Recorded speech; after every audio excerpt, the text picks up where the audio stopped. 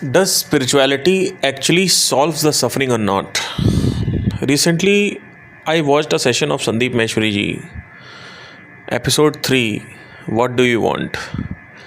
And with respect to Sandeep Maheshwari ji, I have been following him from last 10 years. And I think I am the only person who has watched his Ashtavakra sessions from last 8 years. I have been watching them. Almost I have watched each and every session or listened to it or meditated on it around 50 times or 25 to 50 times around each session to understand that particular concept altogether. In Ashtavakra Gita sessions of Sandeep Maheshwari ji, if you go to that, in fact Ashtavakra भी यही कहते हैं कि हर एक line के and में सुखी हो जाओ, सुखी हो जाओ, सुखी हो जाओ. रिसेंटली जो संदीप जी का सेशन आया, व्हाट डू यू वांट, उसमें उन्होंने बोला कि स्पिरिचुअलिटी से कुछ भी नहीं बदलता है. इनफैक्ट स्पिरिचुअलिटी में अगर आपको आना है तो आप का ना कोई उसका कोई कनेक्शन इमोशनली है, स्पिरिचुअलिटी का कोई कनेक्शन इमोशनली नहीं है, स्पिरिचुअलिटी का कोई कनेक्शन साइकोलॉजिकली नहीं है, स्पिरिचुअलिटी का कोई कनेक्शन फाइनेंशियली नहीं है, which is accepted but not psychological and emotional. Spirituality का इन एसेंस कोई कनेक्शन इंसान के वेल बीइंग पे है ही नहीं. ये संदीप माहेश्वरी का दावा है एपिसोड 3 में, और मैं इस दावे को मानता हूँ और बहुत गहराई से भी समझता हूँ उनकी हर एक बात को. लेकिन मैं सिर्फ और सिर्फ 95% एग्री करूँगा. कुछ ऐसी बातें हैं जिसके बारे में मुझे बात करनी है इसमें. अब देखिए, एक आदमी जनता को कंफ्यूज करता है, फिर वो जनता मेरे पास आती है या किसी और के पास जाती है, उससे वो सवाल पूछती है, तो आप कंफ्यूज करके या आपने कुछ और सल्यूशन बताया, आपने रियलिटी बताई, आपको लगता है कि वो सही है, दैट इज़ ओके. बट कहीं ना कहीं एक रियलिटी में डिस्टोर्शन आ गया है. उस डिस्टोर्शन को सॉल्व करने के लिए लोग या तो मुझे ईमेल करते हैं या किसी दूसरे के सेशन में जाके पूछते हैं. तो इसमें 2 कंसर्न्स हैं पूरे पॉडकास्ट में, जो ध्यान से सुनिएगा, क्योंकि अगर आप ध्यान से सुन के फिर नीचे कमेंट करोगे तो मैं आपको रिप्लाई दूंगा, और आप अगर सिर्फ शुरू के 5 मिनट में कुछ सुन के रेस्टलेस होके उल्टी करोगे नीचे, तो उसका कोई फ़ायदा नहीं है. वो आप मुझे जो भी बोलना है बोल सकते हैं, क्योंकि कहीं ना कहीं शायद आपको इस पे ठेस पहुंचेगी कि मैं उनके थोड़ा अगेंस्ट बात कर रहा हूं. एक्चुअली चक्कर क्या है कि पहले तो आप हर एक वीडियो में सदगुरु और आचार्य प्रशांत या फिर दूसरे जितने भी, नाम नहीं लेते आप, मानता हूं, लेकिन आप ये बोलते हैं जो भी आदमी बेच रहा है उसका अपना एक सेल्फ प्रोपागेंडा है, और जो फ्री कर रहा है वही सही है, या मैं सही हूँ बाकी सब गलत. इनफैक्ट आप यही कहना चाहते हैं कि मैं सही हूँ, बाकी सब देखो तुमको बेच रहे हैं इसलिए वो गलत है. तो इस पे पहले मैं थोड़ा सा ग्रो करूँगा सेशन को, फिर हम आगे चलेंगे कि स्पिरिचुअलिटी से कुछ होता है कि नहीं होता, उस पर बात करेंगे. देखिए, मैं आपको एक चीज़ बताना चाहता हूँ संदीप माहेश्वरी जी या उनके फैंस को भी, कि पहली चीज़ तो अगर आप मोटिवेशनल चैनल से आ रहे हैं संदीप माहेश्वरी के, तो आप स्पिरिचुअल चैनल फॉलो करते नहीं, तो आप इस वीडियो को छोड़ ही दें, वो ज़्यादा सही है. क्योंकि आप मोटिवेशनल बुद्धि से अपना दिमाग लगाओगे या मोटिवेशनल सेशंस देखते हो, तो उसमें आप दिमाग उसका समझ नहीं आएगा आपको कि साउंड ऑफ साइलेंस क्या है, ब्रह्म क्या है, भगवान क्या है, सृष्टि क्या है, प्रकृति क्या है, आत्मज्ञान क्या है. इन सब का आपको कोई लेना देना नहीं है. जस्ट आपने फ़ोटो देखी थंबनेल पे, आप नीचे आ गए, राइट. सो मुझे लगता है कि थोड़ा सा जाने आप या ना भी जाने, अज्ञानी दृष्टिकोण से आप आए हुए हैं, जस्ट बिकॉज आपको क्यूरियोसिटी हो रही है कि संदीप के बारे में क्या बोलेगा ये, तो आप ना ही देखें तो ज़्यादा सही है, बट मेरे कहने के बावजूद भी आप देखेंगे तो आप देख सकते हैं। देखिए, एक आदमी है, उसको अपना मैसेज इस दुनिया में स्प्रेड करना है, या उसने कुछ देख रखा है स्पिरिचुअलिटी के जगत में जो उसको लगता है जेन्युइनली आना चाहिए, लोगों तक पहुंचना चाहिए।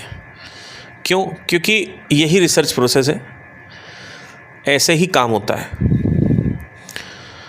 अब अगर वो आदमी कुछ अनोखा नहीं देख रखा होता, या मान लो कुछ इंपॉर्टेंट नॉलेज नहीं होती उसके पास स्पिरिचुअलिटी की, तब तो चलो ठीक है, क्योंकि ओशो भी आए, कृष्णमूर्ति भी आए, लाखों लोग आए, इतने लोग आए, आप क्या अनोखा लेके आ रहे हो, राइट?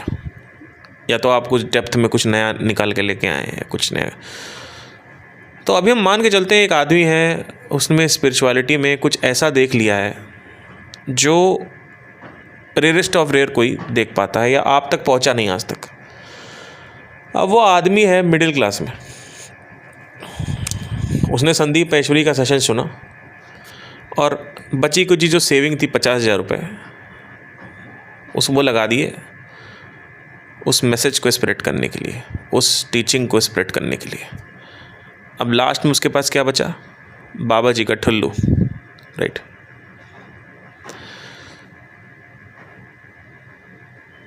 अब क्या होगा? उसके पास पैसे ही नहीं है।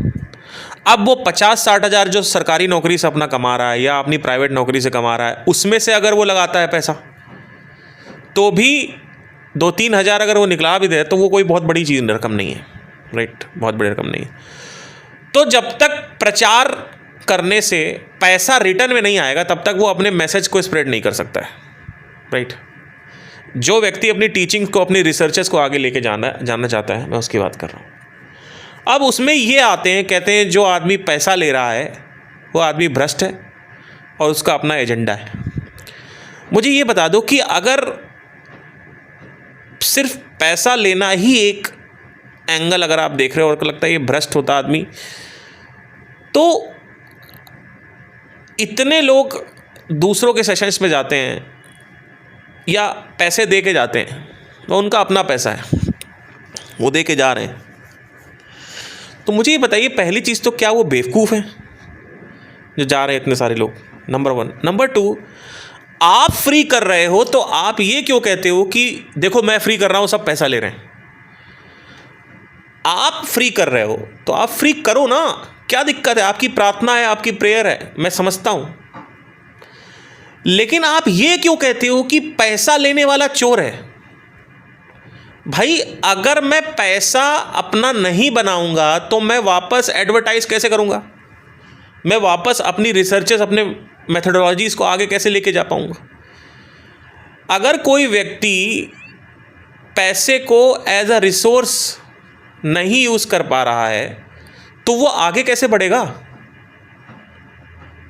पैसा सिर्फ मजे मारने के लिए थोड़ी होता है कि आपको लगता है कि आपका पैसा हम लूट रहे हैं और फिर हम कोठा वैश्या के पास जा रहे हैं उस पैसे को यूज़ करके, या हम शराब पी रहे हैं, या हम अमीर हो गए, हमने BMW खरीद ली।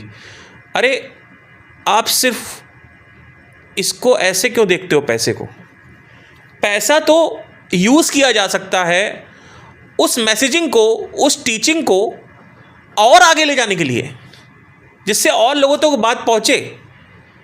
और आप सवाल ये आता है कि लोगों तक बात पहुँचानी क्यों है? इतने गुरु आ तो रहे हैं पहुँचाने के लिए, आप क्यों आ रहे हो पहुँचाने के लिए? हम उनके लिए नहीं कर रहे हैं ना, हम अपनी ग्रोथ के लिए कर रहे हैं। उनका पब्लिक सीखे ना सीखे वो हमारी जिम्मेदारी नहीं है। हमारी जिम्मेदारी ये है कि हम उस पैसे को यूज़ करें जिससे हमारी रिसर्चेस, उसको फंड्स मिल सकें। नहीं तो फंड्स कैसे मिलेंगे? हम आगे कैसे बढ़ेंगे? अगर कल को मुझे कोई बुक लिखनी है, कोई कोर्स लिखना है, जिस कोर्स को एक्चुअली में लोग सुन के, जिनकी लोग ज़िंदगी बदलती है, वो कोर्स की बात कर रहा हूँ मैं, फालतू के कोर्स की बात नहीं कर रहा हूँ। उस कोर्स में मैंने जी जान लगा दी और उस कोर्स को अगर मैं लेट से 150 रुपये का बेच रहा हूँ, या 2,500 का बेच रहा हूँ, या 2.5 लाख का बेच रहा हूँ, और उस पैसे को यूज़ कर रहा हूँ अपनी मेथडोलॉजीज़ को, अपने रिसर्चेस को आगे ले जाने के लिए, तो कैसे करूँगा मैं अगर मेरे पास पैसा नहीं होगा तो? How would I do it? Tell मी।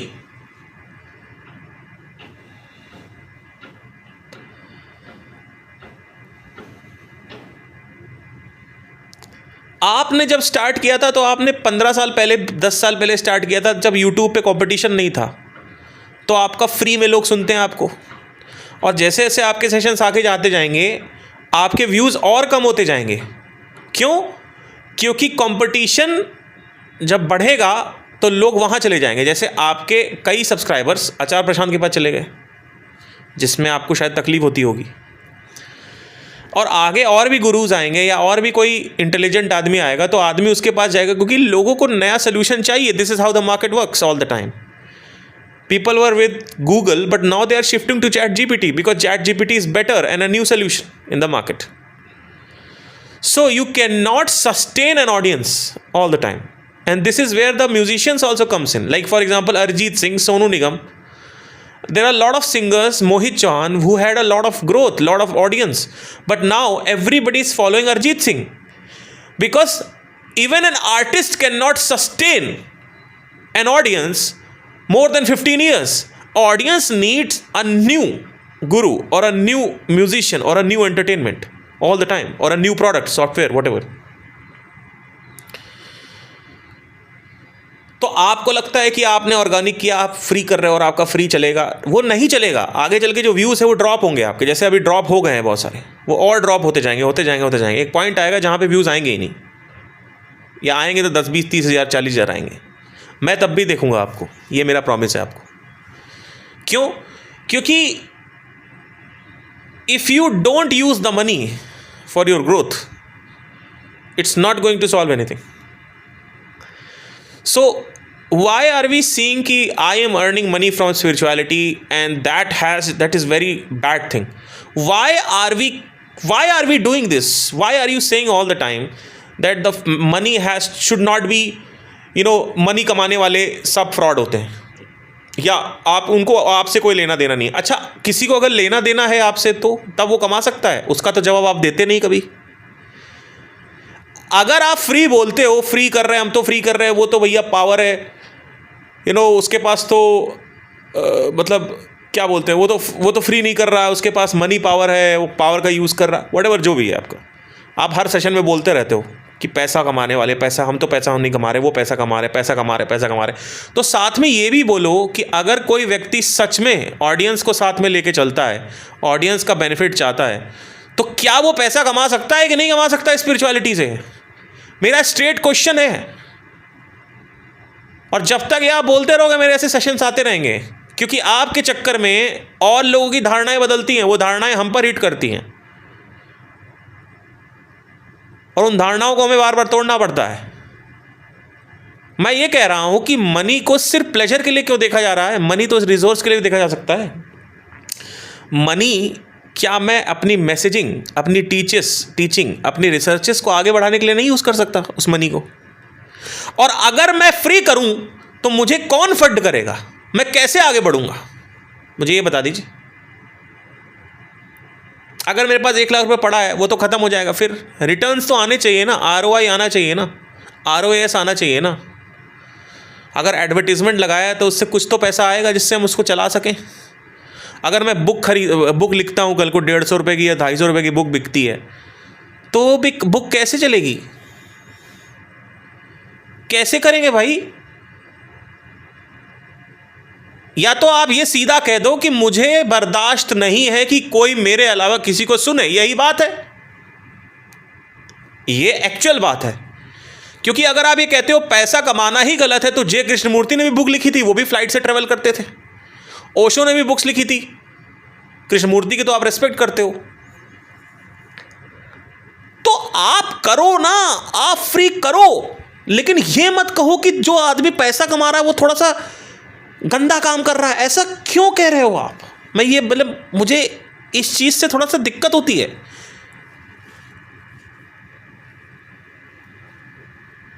और जिस फ्री व्यूज के चक्कर में आप पागल हो ना कि free views free views free views free views, देखो हम फ्री में कर रहे हैं, कितने लोग आ रहे हैं। मैं आपको सही बताना चाहता हूं, मैं नाम नहीं लूंगा, एक सेशन में इनके बंदा गया, मेरे जान पहचान का बंदा है वो, एंड उनको अप्लाई कराया जा रहा है दूसरे सेशन में आने के लिए भी, क्योंकि कहीं ना कहीं सर के पास, संदीप सर के पास ऑडियंस जो है वो कम होती जा रही है, लोग आना ही नहीं चाहते, और जो लोग आ रहे हैं उनको भी आप भटका रहे हो। ये तो हो गया फ्री का। अब चालू करते हैं कि भटका कैसे रहें। आप एकदम सही कहते हो, स्पिरिचुअलिटी से ऊपर ऊपर के लेवल पे सब वैसे ही चलता रहता है, अंदर अंदर से सब बदल जाता है, लेकिन आप इसको स्पष्ट नहीं करते। आप कहते हैं ज़िंदगी में कोई परिवर्तन ही नहीं आता है, इमोशनली, साइकोलॉजिकली, बॉडीली, फाइनेंशियली कोई कनेक्शन नहीं स्पिरिचुअलिटी का। आपने बोला थर्ड सेशन में अपने, तो वो बेवकूफ़ लोग जो आपके सामने बैठ के आपको सुन रहे हैं, वो क्यों सुन रहे हैं और आप क्यों सुना रहे हो?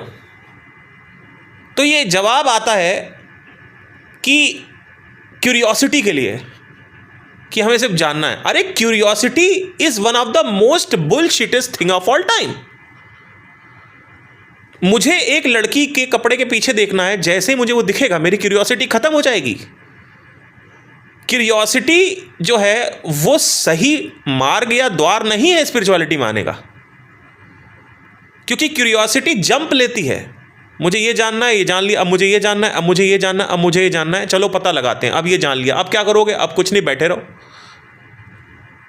अब क्या जानना है? अब वो जानना है, अब ये जानना है, अब वो जानना है। तो वो सिर्फ जानता है क्योंकि उसका वही मकसद ही है। वो आवेदन नहीं करता है, वो अप्लाई नहीं करता है। अप्लाई कौन करता है? वो व्यक्ति, जो व्यक्ति एक्चुअली में दुखी है, वही तो अप्लाई करेगा। भगवत गीता में भी लिखा हुआ है कि 4 प्रकार के लोग मेरे शरण में आते हैं। मेरे मतलब मैं, यानी मैं कौन? Sound of silence. पहला क्यूरियोसिटी, दूसरा, पहला था जिज्ञासु, दूसरा पीड़ित, तीसरा अर्थार्थी, चौथा आध्यात्मिक। अर्थार्थी मतलब वो जिसको भगवत गीता को यूज़ करना हो संसार में अर्थ कमाने के लिए, यानी पैसा या पद प्रतिष्ठा सम्मान कमाने के लिए, या उसको कोई युद्ध जीतना हो, या उसको कोई चाणक्य नीति बनानी हो, तो उसको यूज़ करता है भगवत गीता। मतलब एक उद्देश्य के लिए यूज़ करता है, वो उद्देश्य संसारी होता है, उसको बोलते हैं अर्थ आरती। चौथा होता है आध्यात्मिक, जो आदमी ऑलरेडी आध्यात्मिक है वो बार बार भगवत गीता को रीड करता है। और पहला होता है जिज्ञासु, दूसरा होता है पीड़ित। जो पीड़ित होता है वो व्यक्ति आवेदन करता है, जिज्ञासु आवेदन नहीं करता है। जिज्ञासु सिर्फ जानता है। इसलिए मेरे पास क्वेश्चंस आते हैं कि सर हमने इतना कुछ जान लिया, अब क्या बचा है जानने के लिए? अरे आप राइट कैंडिडेट नहीं हो स्पिरिचुअलिटी के, राइट? तो आपने सेशंस में कहा कि स्पिरिचुअलिटी से कुछ नहीं बदलता है। सर कुछ तो बदलता है, और यही क्वेश्चन जो है, इस पे मेरी और आपकी बहस हुई थी आपके सेशन में, और मैं बस वेट कर रहा था कि कब आप कुछ महीनों या सालों बाद ये अपने हर एक सेशन में बोलना चालू करें। तो क्योंकि आपने मुझे वहाँ जवाब नहीं देने दिया, इसलिए मैं यूट्यूब पे जवाब दे रहा हूँ, क्योंकि यहाँ तो आप मुझे नहीं रोक सकते हो जवाब देने के लिए, राइट? मैं आपसे ये कहना चाहता हूँ कि मेरी शुरुआत आपसे हुई। क्यों? क्योंकि मेरे जीवन में बहुत घनघोर दुख था। मैं सब कुछ करके देख चुका था, लेकिन कहीं भी मुझे एक फाउंडेशन नहीं मिल रही थी। सब कुछ करके देख चुका था, लेकिन एक खालीपन था, एक अकेलापन था।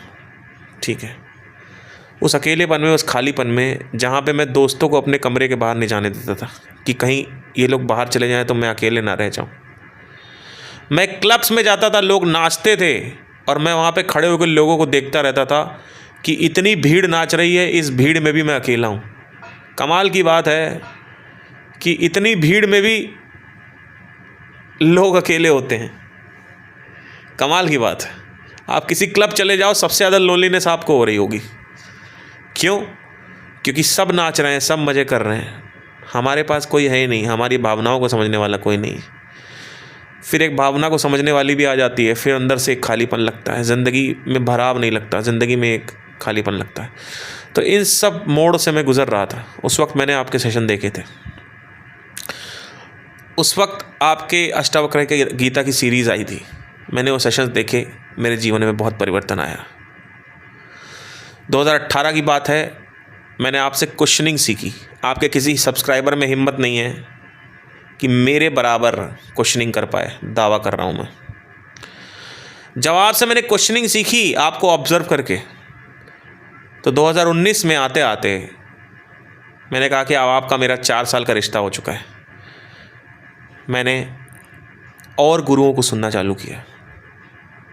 क्यों? क्योंकि अब मैं संदीप महेश्वरी से हट के आध्यात्मिक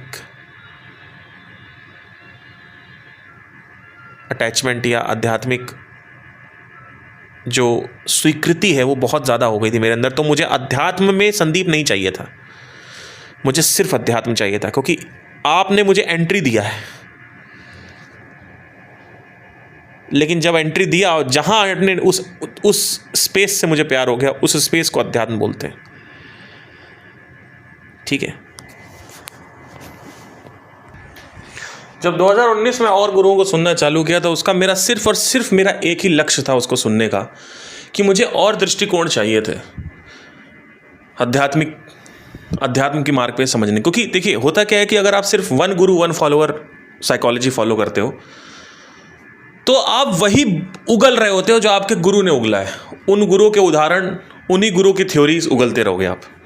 आपका अपना कोई ऑब्जर्वेशन नहीं है, अपनी कोई रिसर्च नहीं है, अपनी कोई प्रत्यक्ष प्रमाण नहीं किसी चीज़ का। ठीक है, तो अध्यात्म से इतना प्यार हो गया कि मुझे ये जानना था कि कृष्णमूर्ति क्या कहते हैं, ओशो क्या कहते हैं, पतंजलि क्या कहते हैं। तो इन 3 लोगों का मेरे ज़िंदगी में बहुत बड़ा, और सदगुरु जग्गी वासुदेव का भी बहुत बड़ा योगदान था, पर अभी मैं उनको नहीं सुनता हूँ। बट उस वक्त मैंने इन सबको सुनना धीरे धीरे चालू किया। हर साल एक एक आदमी को सुनता रह गया मैं, 1 साल एक आदमी को, 1 साल एक आदमी को। आज तो मैं मिक्स सुनता हूँ सबको, अभी भी मैं सबको सुनता हूँ और आपको भी सुनता हूँ। लेकिन सीन क्या है कि एक गुरु को अगर कोई उसका जो फॉलोअर है वो अंधों की तरह फॉलो करे तो वो फॉलोअर नहीं होता है। जो गुरु का शिष्य होता है वो हमेशा शिष्य भी कभी कभी मार्ग दिखा सकता है गुरु को, और शिष्य गुरु से भी ऊपर बन सकता है। मैं ये नहीं कह रहा हूं कि मैं आपसे ऊपर हूं या किसी से ऊपर हूं, मैं कह रहा हूं हो सकता है, राइट। क्योंकि डिपेंड्स की दोनों के पास एनर्जी है, दोनों के पास मेंटल बुद्धि है, राइट। सो मैं आपसे कहना चाहता हूं कि आपने इतनी बातें करी और आपके सेशंस इतने रेपिटेटिव हो चुके हैं कि आपको खुद गुस्सा आने लगा है कि कुछ नया क्यों नहीं निकल के आ रहा है। और इसके बारे में मैंने कई बार बात करी है अलग अलग सेशंस में कि ब्रह्म के बारे में कुछ भी नया नहीं निकल सकता है। निकलेगा तो प्रकृति के बारे में निकलेगा नया, ब्रह्म के बारे में कुछ नया नहीं निकल सकता। ब्रह्म को आप अलग अलग शब्दों से नवाज सकते हो, अलग अलग शब्दों से उनका उच्चारण कर सकते हो, ब्रह्म का पुकार सकते हो, उल्लेखन कर सकते हो, लेकिन बात ब्रह्म की ही होगी। तो जो व्यक्ति नया नया है मार्ग में, वो तो शुरू में जब ब्रह्म विद्या प्राप्त करेगा तो उसको बहुत मज़ा आएगा। लेकिन जब 4-5 साल हो जाते हैं ब्रह्म विद्या प्राप्त करने के बाद और ब्रह्म में आप ठहर जाते हो और वैराग्य प्राप्त हो जाता है, तो सब कुछ छूटने लगता है, राइट। सब कुछ छूटने लगता है। तो उस छूटने से, यानी सारे डिजायर्स के मेंटल लेवल पे छूट जाने से कुछ तो फायदा होता होगा या कुछ नहीं होता है। और मात्र जिज्ञासा के लिए हम इसको चलो समझते हैं क्यों समझना, जब कुछ होता ही नहीं है तो समझना क्यों है। और वही संदीप माहेश्वरी कहते हैं कि जब आपको कुछ चाहिए तभी आप आते हो इसमें कुछ मिलेगा नहीं। यह संदीप माहेश्वरी का दावा है, पर स्वयं संदीप माहेश्वरी को इसमें बहुत बड़ी उपलब्धि हो चुकी है। उस उपलब्धि के बारे में वो बात नहीं करते। संदीप माहेश्वरी चाहते तो एक पॉइंट के बाद अपने बिजनेस को ग्रो कर सकते थे, लेकिन उन्होंने उसी पॉइंट पे उस बिजनेस को रोक दिया और अब उनकी ज़िंदगी में एक स्ट्रेट लाइन इनकम या एक्सपेंशन नहीं है, एटलीस्ट जैसे बाकी एंटरप्रेन्योर्स में होता है, आर्टिस्ट में होता है, सिंगर्स में होता है, डांसर्स में होता है, कहीं पे भी होगा। आप देखोगे कि सब में एक्सपेंशन, सबको एक्सपेंशन चाहिए, सबको ग्रो करना है। क्यों? क्योंकि अंदर अंदर एक गलत फहमी है कि ग्रो करेंगे तो खुशी मिल जाएगी, पर वो खुशी कभी मिलती नहीं है, राइट। तो इस चीज़ को अपने अंदर रोक पाना कि आपका डिज़ायर कभी मल्टीप्लाई नहीं होगा, क्या ये एक उपलब्धि नहीं है? क्या ये एक फायदा नहीं हुआ? वैराग्य मतलब होता है कि मुझे कोई भी चीज आकर्षित नहीं कर सकती है। इस स्थिति में आने के लिए, इस सिद्धि को प्राप्त करने के लिए, इस स्किल को प्राप्त करने के लिए आपको पापड़ बेलने पड़ते हैं ब्रह्म विद्या के। जब आप संसार आपको आकर्षित करना बंद कर दे, वो पॉइंट कहलाता है कि आपको वैराग्य प्राप्त हो चुका है। हाँ, आप अपने इंटेंशन से कुछ अचीव करने की कोशिश कर रहे हो तब ठीक है, वो भी वैराग्य की ही स्थिति है। लेकिन आप कॉन्शियसली, होश में, बेहोशी में नहीं, होश में कुछ अचीव करने की कोशिश कर रहे हैं, क्योंकि आपको लगता है कि इतनी ऊर्जा पड़ी हुई है तो कहीं तो यूटिलाइज करेंगे ही करेंगे। उस ऊर्जा का करोगे क्या? तो एक ऐसा पॉइंट आता है जहां पे आपको कुछ आकर्षित नहीं करता है। क्यों? क्योंकि आपने सबको ऑब्जर्व करके उसकी रियलिटी देख ली है। अब सिर्फ महज ऑब्जर्वेशन से कुछ नहीं होता है, आपके ब्रेन को एक रिप्लेसमेंट चाहिए होता है। वो रिप्लेसमेंट होता है कि मैं कौन हूं, मेरी आइडेंटिटी क्या है। वो आइडेंटिटी जब शिफ्ट हो जाती है कि आप ब्रह्मांड के बीज हैं, तो आपको सब कुछ पॉइंटलेस लगने लगता है। तो इसमें ऑब्जर्वेशन और रिप्लेसमेंट दोनों चाहिए। यानी ऑब्जर्व किया कि बाहर सुख नहीं है, संगीत में सुख नहीं है, डांस में सुख नहीं है, सक्सेस में सुख नहीं है, करियर में सुख नहीं है, पैसे में सुख नहीं है, पद प्रतिष्ठा, सम्मान, समृद्धि, यश, बरकत, दौलत, पावर, इसमें कहीं कोई सुख नहीं है। ये ऑब्जर्व कर लिया है, लेकिन अभी भी ब्रेन वो मांगेगा। क्यों? क्योंकि ब्रेन को कोई रिप्लेसमेंट चाहिए भैया। चाहिए कि नहीं चाहिए?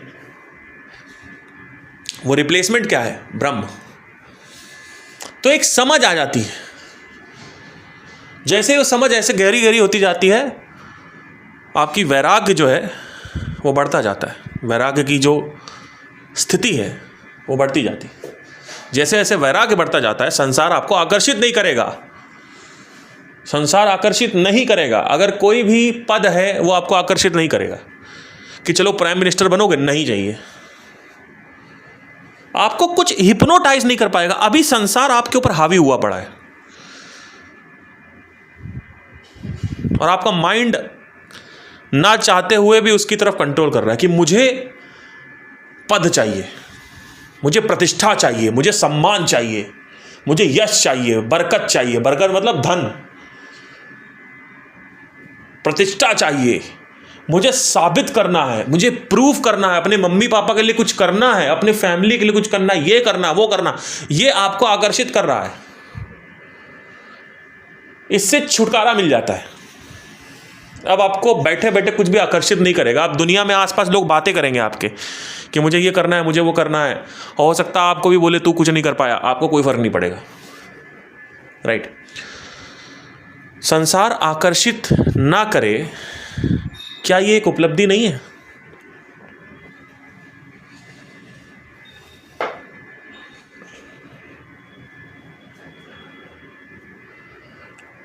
सोचिए ना।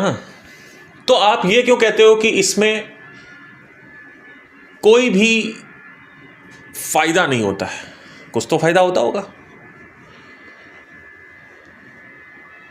वैराग्य की स्थिति यानी ब्रह्म विद्या से वैराग्य प्राप्त होता है। वैराग मतलब राग के विपरीत, बियॉन्ड राग। राग मतलब क्या? आकर्षण। द्वेष मतलब क्या? विकर्षण। राग हर चीज खींच रही है तुम्हें अपनी तरफ। ये जब जो पद प्रतिष्ठा सम्मान समृद्धि यश बरकत, ये सब कुछ तुम्हें एक हीरे मोती के समान लगते हैं। जैसे रेगिस्तान में जब गर्मी पड़ने लगती है तो लगता है वहां पानी है, मिराज बोलते हैं उसको, पर वहां पानी नहीं है, वहां सिर्फ रेत है। वैसे ही दुनिया, इसको माया बोलते हैं कि जो होता है वो दिखता नहीं है, जो दिखता है वो होता नहीं है। मनीष वेट सुधा, वो मनीष वेट सुधा नहीं है, वो स्टेटस वेट्स ब्यूटी है। ये रियलिटी है।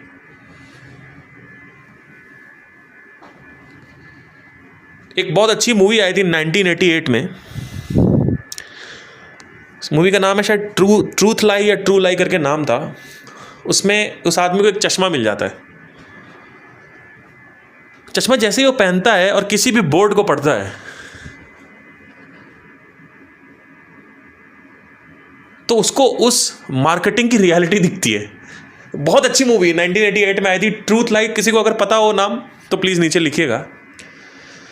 ट्रूथ लाइज या ट्रू लाई करके कोई एक मूवी थी, अभी रिसेंटली मैं देखा उसका मूवी, कि अगर जैसे कोई लड़की को चश्मा पहन के देखोगे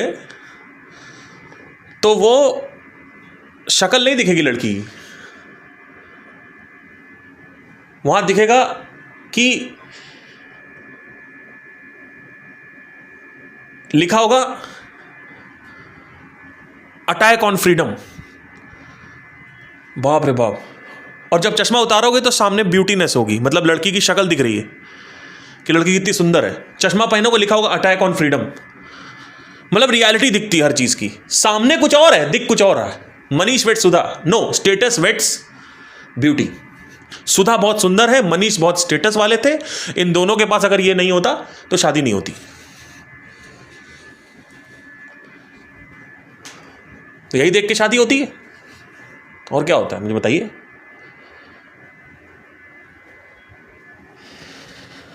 तो वो चश्मा अगर आपको मिल जाए, मुझे मिल गया चश्मा, वो चश्मा एक्चुअली मेरे को मिल चुका है। मैंने अपने ब्रेन को ऑब्जर्वेशन इतनी गहरी कर दी अपने ब्रेन में, और इतनी प्रैक्टिस करी है मैंने ऑब्जर्वेशन की पिछले 8-9 साल में, कि शुरू में मैंने ग्रॉस से चालू किया था, अब मैं सटल की तरफ देख रहा हूं। तो मेरे को अगर मैं चश्मा लगाता हूं तो मुझे दिखता है कि इसकी रियलिटी क्या है। तो कहीं भी लिखा होता है श्वेताब वेट्स अंजलि, वो मुझे पता है क्या है। चश्मा लगाता हूं दिख जाता है। उस दिन मेरी घर वाले आए, कहते हैं कि मतलब मेरा बेटा देखो ये, मेरा बेटा वो बोल रहे थे,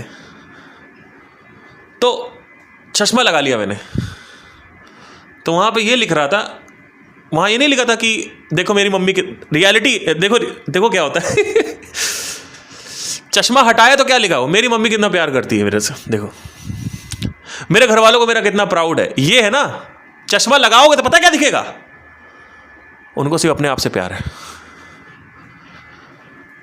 उनको इससे मतलब नहीं है कि तुमने कुछ उखाड़ लिया, उनको इससे मतलब है कि उनके लड़के ने कुछ उखाड़ लिया, उनका स्टेटस ऊपर हुआ है। ये रियलिटी है। चश्मा लगा, खड़ाक, चश्मा हटाओगे, मम्मी कितना प्यार करती, पापा कितना प्राउड है, नो। चश्मा लगाओ, वो प्राउड इसलिए है क्योंकि तुम उनके बेटे हो, वो मैं से जुड़ा हुआ है। रियलिटी ये है। और वही लोग तुम्हें लात मारते हैं जब तुम कुछ नहीं कर पाते जिंदगी में। तो वही लोग तुमको रोज बोलते रहते हैं हमने फालतू पैदा कर दिया, पता नहीं साला घर पे बोझ बना हुआ है, कुछ नहीं कर पाया, बहन की शादी नहीं करा पाया, ये नहीं करा पाया, वो नहीं करा पाया, कुछ भी नहीं कर पाया। मेरा कहने का मतलब है कि कुछ ना कुछ तो फायदा होता ही होता है। और वो फ़ायदा छुपाया जा रहा है आप लोगों से। Maybe there is a reason कि बहुत सारे ऐसे लोग आते हैं जो कहीं ना कहीं उनको इससे कोई मतलब ही नहीं है, उनको सिर्फ जानना, उनको लगता है कुछ बहुत बड़ा मेजर चेंज आ जाएगा, ज़िंदगी वैसी हो जाएगी जैसा हो। देखो, ज़िंदगी वैसी दिन होगी जैसा आप सोचते हो, लेकिन कुछ ऐसा होगा जो आपने कभी सोचा नहीं था, पर वो भी एक बेनिफिशियल ही है। तो वो चीज़ ये स्पष्ट नहीं करते। जब अंडरस्टैंडिंग आ जाती है तो इमोशनल लेवल पे भी चेंजेस आते हैं। कैसे, मैं आपको बताता हूँ। आज से 3-4 साल पहले की बात है, मैं इतना ज़्यादा टूट गया अंदर ही अंदर, क्योंकि मेरे पास फाइनेंसेस नहीं थे। मेरे पास बहुत सारे लोन्स थे,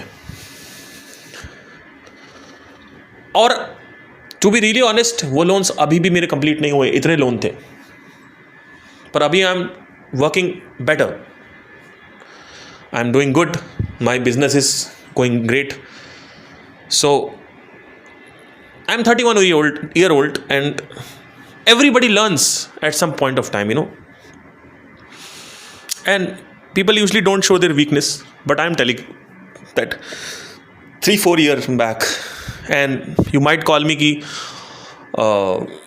अरे कोई बताओ कर्जा चढ़ा हुआ तो इनके ऊपर, ये वो, ठीक है, you can call me that, आपका तो बड़ा अच्छा चल रहा होगा जैसे एनीवे, बट ठीक है। सो ये था प्रॉब्लम, एंड आई वॉज, मेरे पास लोन रिकवरी एजेंट्स के कॉल आते थे, हैरेस करते थे। इतना ज़्यादा था कि मेरे को रोज़ ऑलमोस्ट विचार आता था कि मैं सुसाइड कर लूँ। और मुझे कोई रास्ता नहीं दिख रहा था, क्योंकि उस वक्त मेरी डायरेक्ट रिस्पॉन्स मार्केटिंग की जो अंडरस्टैंडिंग थी वो उतनी अच्छी नहीं थी। तो मेरा पास सिर्फ एक ही मार्ग था कि मुझे अभी सिर्फ बुक्स पढ़नी है, और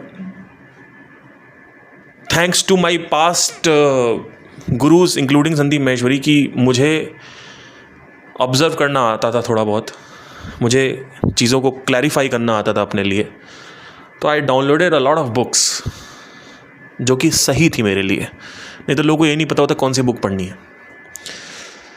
सो I don't have money for books also, but you can literally get e-books free if you search little bit on Google. There is a very great website called pdf-something.com. It's amazing. So all the books were there. The only target was कि I have to read, and I used to read a lot at that time. Like 2 to 3 hours I used to read. रात भर 12 बजे tension होती थी। आप सोचते हैं मैं सो रहा हूँ, क्योंकि मुझे पता कल रेंट देना है, परसों इलेक्ट्रिसिटी देना है, कॉल्स आ रहे हैं, कल सुबह फिर कॉल आना चालू हो जाएंगे 8 बजे से। तो ऐसे में आपको नींद नहीं आती, और जब नींद नहीं आती है तो आपको बस यही लगता है कैसे मैं बाहर निकलूँ इससे। तो मेरा ये था कि मुझे इतना पता था कि मुझे प्रॉब्लम पे ध्यान नहीं देना, सोल्यूशन पे ध्यान देना है। और प्रॉब्लम को ध्यान देने से प्रॉब्लम बड़ी हो जाती है, सोल्यूशन पे ध्यान देना था। तो मेरे पास एक ही था कि मुझे बुक्स पढ़नी। तो मैं रात भर 2-3 बजे तक, 4 बजे तक बुक्स पढ़ता रहता, लिखता रहता था, बुक्स पढ़ता रहता था। मैंने एक कसम खा ली, मुझे ये पता था कि यही मार्ग सही है, क्योंकि आज तक जिन्होंने कुछ भी बड़ा किया है उन्होंने बुक्स पढ़ी है। क्यों? क्योंकि बाद में जब लेटर 2024 में मैंने ऑब्जर्वेशन फ्रेमवर्क की डिस्कवरी जब करी, तो वो भी इसी का पार्ट था। और मैं इसके बारे में कभी पहले बात कर चुका हूँ, ऑब्जर्वेशन फ्रेमवर्क के बारे में। अगर आप टाइप करेंगे the observation framework by Parth Singh, तो आपको मिल जाएगा, उसमें पॉडकास्ट मेरा बहुत सारे हैं। तो बाद में जब ये डिस्कवरी हुई तो एहसास हुआ कि I was on the right path because my observation framework was right. So I used to read a lot. रात भर रोकता पढ़ता रहता था, परेशान रहता था बहुत ज़्यादा। ऐसे वक्त में कोई काम नहीं आता ना। आपके घर वाले तो गाली देते हैं, मैंने तो पहले ही बोला था ये कर लो, अब हो गया। घर वाले भी मैक्सिमम क्या कर सकते थे, थोड़ा बहुत फाइनेंशियल हेल्प कर सकते थे, लेकिन गाली दे दे के हेल्प करेंगे आपकी वो। दोस्त तो काम आते ही नहीं है ऐसे में। तो दुख में, सुख के सब साथी, दुख में ना कोई, राइट। लेकिन दुख में कोई तो होता होगा। कहते हैं ना, जिसका कोई नहीं होता उसका भगवान होता है। तो उस वक्त मेरे साथ ये ब्रह्म विद्या थी। जब भी मेरे को ये होता था कि अब सब बेकार हो गया, अब ख़त्म हो गया सब कुछ, अब सब कुछ उजड़ चुका है, बेकार हो गया है, उस वक्त मैं ये जानता था या ये समझ को ऊपर ले आता था कि मैं कौन हूं। तो उससे होता क्या है कि इमीडिएटली वो चीज आपके ऊपर हावी होना बंद हो जाती है। Because the moment you realise what are you, and if you have actually done some practices over the years, so the subconscious is been trained for the Brahma Vidya. Once you have realise, once you are, इसी को enlightenment कहते हैं, जो भी कह सकते हैं, I don't use that word. The moment you realise that what are you, immediately everything, all the sword, तुम्हारा पूरा आर्मर है वो खुल के नीचे गिर जाता है। It's like you strip naked. In other words, you let go and you say, you can hear yourself saying this, fuck it, I don't care, let's go, देखा जाएगा जो होगा। And that's where it helps. But a lot of people have a breaking point. You might be strong in feelings, relationships. You might be strong during the breakup, but you might not be strong when your finances are gone, or you have bombed, when you are in debt, when your mother is in pain, when somebody has been dead. There is a breaking point in everybody. Everybody breaks at some point कि अब हम टूट चुके हैं, अब गया खत्म. So that willpower comes with Brahma Vidya. Because the moment you realize that this is all fucking drama, it's all bullshit, I'm taking it very seriously, drop it, boom, down. But if you don't have Brahma Vidya, you don't have the broader perspective of life. You have not lived for a 1 second in real universe. You have always been living in fake universe. But जब मेरे ऊपर कर्जा चढ़ा, मेरे पर loans थे, तो उस वक्त तक मैं रियल यूनिवर्स में रह चुका था काफ़ी टाइम तक।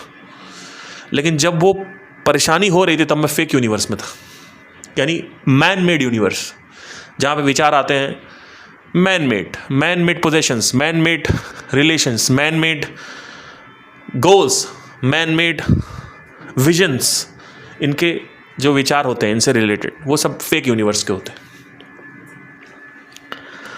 सो एट दैट पॉइंट जब आपको ये पता होता कि आप कौन हैं, तो उस वक्त सब कुछ छूट जाता है, कुछ सही नहीं होता है, याद रखना। उससे लड़ने की, समझने की शक्ति आ जाती है। वो शक्ति क्या एक फायदा नहीं है स्पिरिचुअलिटी में आने का? मैं वही कहता हूं, कुछ तो फायदा होगा कि आज इस संसार में जहां कोई साथी नहीं है, कोई सखा नहीं है, कोई बंधु नहीं है, कोई रिश्तेदार नहीं है, कोई मददगार नहीं है, कोई प्रेम करने वाला नहीं है, सब मतलबी है। कोई तो ऐसा होगा जो तुम्हारा साथ दे दुख में है। वो क्या है? वो ब्रह्म है, वो ब्रह्म विद्या है।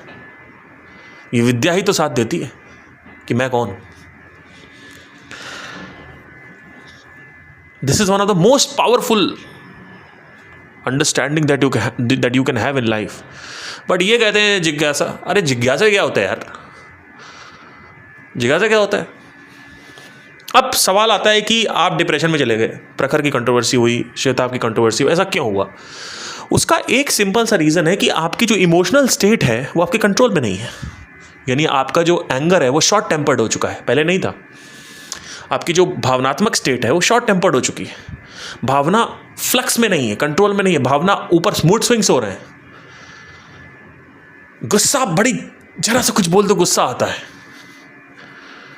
ये जो स्टेट है, ये जो इमोशनल डायरिया हो रखा है, ये ब्रह्म विद्या से नहीं जाता है। ब्रह्म विद्या से सिर्फ और सिर्फ जब टूटते नहीं हो, विल पावर आ जाती है आपके अंदर कि आपको कोई तोड़ नहीं सकता है। आप मरने भी वाले होगे तो आप कहोगे कि ख़त्म करो जल्दी से, जितना जल्दी की हो सके उतनी जल्दी ख़त्म करो, क्योंकि जीवन से घृणा और मौत से प्रेम होने लगता है इसमें।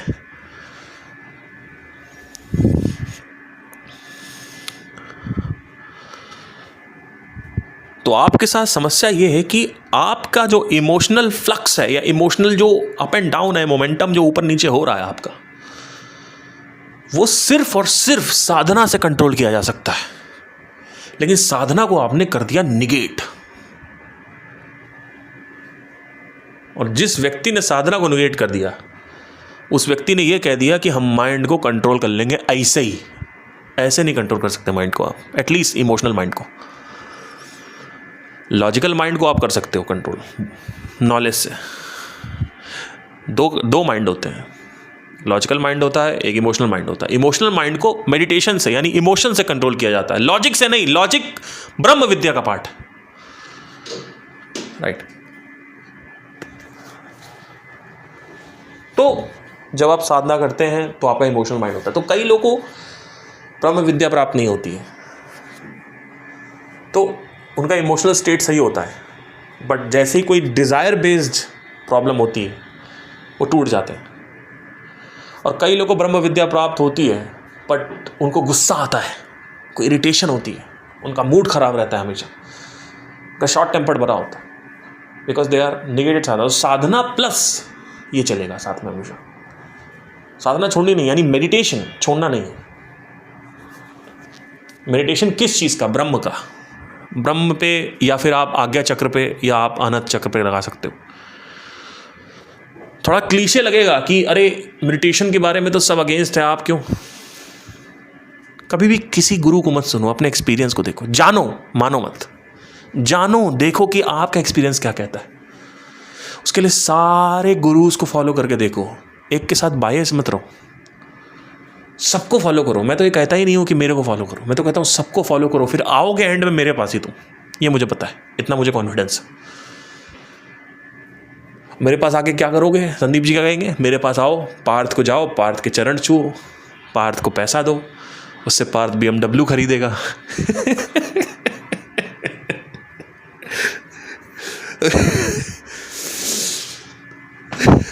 खरीदी नहीं, अभी पहले ही बोल दिया BMW। अरे यार ठीक है भाई, ठीक है। पैसा एक रिसोर्स है ऊपर उठाने का अपने आप को, और पैसा नीचे गिराने का भी। हो सकता है कोई व्यक्ति एक 10-12 लाख की होंडा सिटी में घूम भी रहा हो, तो उसको ऐसे क्यों देखते हो कि वो बंदा खराब है? हो सकता है अच्छा आदमी हो सकता है सच में उसको ज्ञान हो, सच में आपका भला चाहता हो, लेकिन बाकी का जो पैसा है उसको यूज कर रहा है अपने टीचिंग को स्प्रेड करने के लिए। और ये टीचिंग को स्प्रेड करने के लिए जो मेरी फीलिंग्स हैं वो इसलिए इतनी ज़्यादा स्ट्रांग है क्योंकि इसमें कुछ अनोखा देख पाया हूं मैं स्पिरिचुअलिटी में। अगर मैं नहीं देख पा रहा होता तो मैं नहीं करता। पहली चीज़ तो मार्केट ऐसे काम ही नहीं करता है। मार्केट में अगर आपको अटेंशन चाहिए तो आपको कुछ ना कुछ अलग करना पड़ता है, चाहे वो स्पिरिचुअल मार्केट ही क्यों ना हो। है तो अल्टीमेटली अटेंशन ही, खींचना तो अटेंशन ही है। तो कोई मेरे पास क्यों आएगा जब इतने सारे गुरुज हैं? और मुझे किसी को लाना नहीं है, मेरा पर्पस ही ये नहीं है कि मैं आप मेरे पास आओ, मेरे को सुनो बैठ के। मेरा पर्पस है कि मैं अपनी रिसर्चेस को आप तक पहुंचा सकूं, जिससे आने वाले टाइम में कोई दूसरा पार्थ सिंह पैदा होता है तो उसको हेल्प हो सके। जैसे कृष्णमूर्ति का सबसे बड़ा योगदान मेरे को मिला है, और कोई कुछ गिने चुने 100-150 लोगों को भारत में अभी मिल रहा होगा। तो कृष्णमूर्ति की पूरी जीवन इन 150 लोगों के लिए है, आने वाले 150 लोगों के लिए है। हर शताब्दी में कुछ 100-150 लोग होते हैं जो इनको सुनते हैं। तो पूरी दुनिया को अगर मिला जुला के आप देखोगे तो हार्डली कुछ, अगर पूरा अर्थ का वो निकाल के देखोगे एज, तो कृष्णमूर्ति के सेशन से सिर्फ और सिर्फ हार्डली कुछ अगर आप देखेंगे तो पूरे अर्थ की जो एज होती है उसमें अगर आप देखेंगे तो लेट्स से कि 10 करोड़ साल की अर्थ है या 5 करोड़ साल की अर्थ है या 500 करोड़ साल की अर्थ है, तो उन 500 करोड़ साल में आप देखेंगे तो हार्डली 90,000 से 1 लाख लोग ही कृष्ण मूर्ति को समझ पाएंगे। तो ये 1 लाख लोग के लिए कृष्ण मूर्ति सेशन कर रहे हैं। हर एक शताब्दी में, हर 100 साल में केवल 100-150 लोग होते हैं जो बारीकी से संदीप को समझ पाएंगे, बारीकी से कृष्णमूर्ति को समझ पाएंगे, बारीकी से ओशो को समझ पाएंगे, बारीकी से पतंजलि या उपनिषदों को समझ पाएंगे, भगवत गीता। हर शताब्दी में केवल 100-150 लोग पैदा होते हैं। मतलब एक सेंचुरी में सिर्फ 100-150 लोग पैदा होते हैं जो बारीकी समझ पाते हैं। तो इन 100-150 लोगों के लिए काम करना है। बाकी लोग भी समझते हैं लेकिन वो फ़ायदा ज़्यादा लेते हैं, समझते कम है। उनका है जैसे कई लोग सेशन को सुनते हैं कि हमको नींद अच्छी आती है, कई लोग सेशन को सुनते हैं कि चलो इनके वाइब्रेशन में आके अच्छा लगता है। तो अपना अलग अलग एक एंगल है सबका। ज़्यादा लोग का एंगल है फीलिंग के लिए, कुछ लोग का है समझ के लिए, राइट। तो अल्टीमेटली इम्पैक्ट सब पे आता है। पर मेरा उद्देश्य कभी ये नहीं था कि मुझे फीलिंग अच्छी करवानी है आपकी। मुझे उन 100-150 लोगों से मतलब है जो आने वाले कई सालों में मुझे सुनेंगे या मेरी बुक्स को पढ़ेंगे, राइट। और उनको लिखने के लिए मुझे फंड चाहिए। But to be really honest, मैं ऑनेस्टली बोलना चाहता हूँ आपसे, और मैं आपसे फंड्स मांग भी नहीं रहा हूँ कि आप मेरे को डोनेशन दो। मैं बस ये कह रहा हूँ कि मुझे चुपचाप एडवर्टाइज़ करने दो। अभी नहीं कर रहा हूँ, हो सकता है 3 साल बाद करूँ, 4 साल बाद करूँ, लेकिन मैं एडवर्टाइज़ करूँगा तो उसके लिए मुझे ROI चाहिए जिससे मैं अपनी टीचिंग को स्प्रेड कर सकूँ, ठीक है। और हाँ, उससे हो सकता है उसी मेहनत से, उस बुक से जो फंड्स आएंगे या उस बुक से कुछ पैसा आएगा तो हो सकता है कि मैं अपने घर में किसी को कार गिफ्ट कर दूं या खुद के लिए कार खरीद लूं।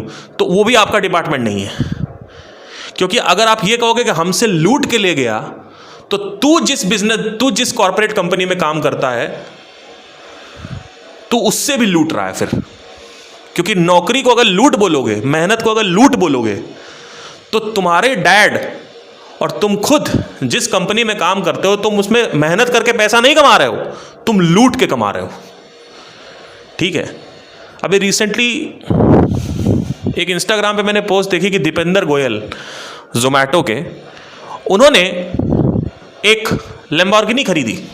नीचे लोग लिख रहे हैं कि हमारा पैसा लूट के खरीद रहा है। अब एक घोंचू, तुम्हारा पैसा कौन सा लूट लिया भाई? वो तो बिजनेस किया उसने। तुम्हारा पैसा लूटने का मतलब होता है स्कैम करना, फ्रॉड करना। तो बिजनेस के पैसा कमाया उसने, अपनी मेहनत से पैसा कमाया ना, लूट क्या लिया बे? पागल वागल हो गए हो क्या? तो इस तरीके की जो सोच धारणा है ना, ये मेरे तर्क के आगे टिक नहीं पाएगी। उस तर्क का जवाब दे दीजिए, तब मैं मानूंगा उस चीज़ को। तो लेकिन मैं एक लास्ट बात कहना चाहूँगा। उन्होंने, संदीप जी ने एक बात बोली थी कि उन्होंने कहा कि एक बहुत ही अच्छी बात बोली। उन्होंने कहा कि जो जिसके साथ वैसा है आप वैसे ही बन जाओगे। बहुत अच्छी बात थी। मैं उनके पूरे सेशन से हर बात से सहमत हूँ, बट मैं इससे सहमत नहीं हूँ कि स्पिरिचुअलिटी से कुछ नहीं होता, ठीक है।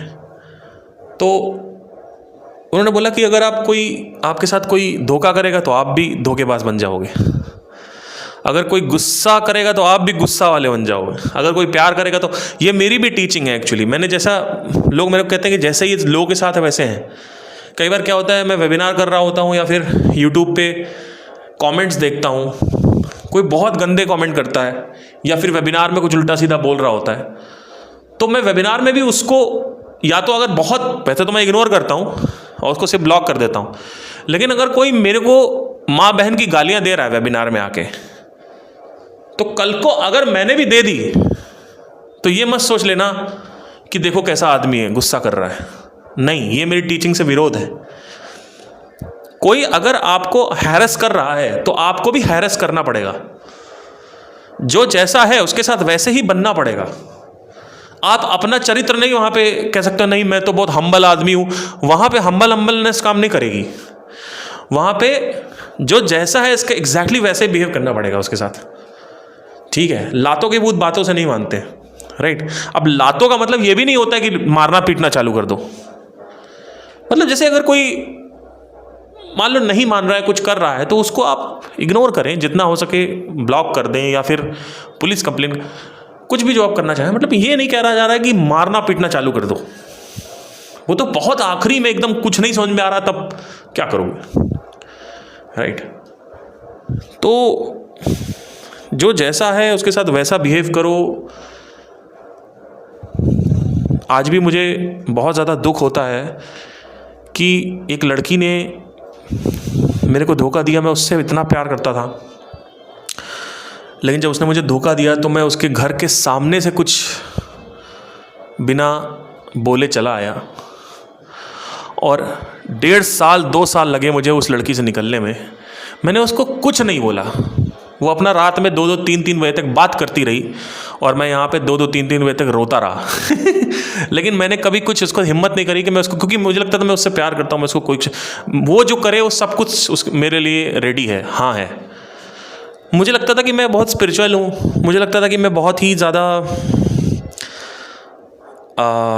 इंटेलेक्चुअल हूँ, तो मैं ये सब झेल ले जाऊँगा बिना गाली दिए। लेकिन एक्चुअली क्या करना चाहिए था, फ़ोन उठा के गाली देनी चाहिए थी।